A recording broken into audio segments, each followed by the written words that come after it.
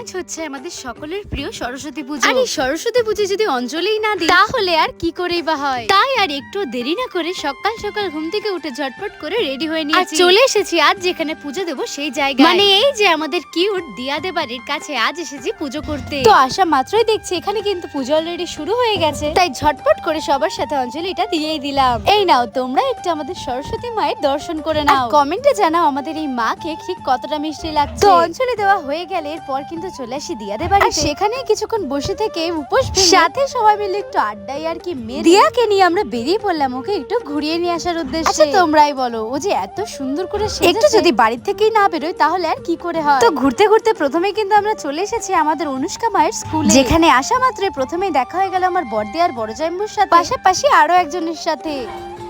এটা হচ্ছে আমাদের পূর্ণিমার স্কুলের স্যার ছিল, এখন আমার মেয়ের স্কুলের স্যার হয়েছে, আর আমার হচ্ছে বন্ধু দাদা ভাই সব।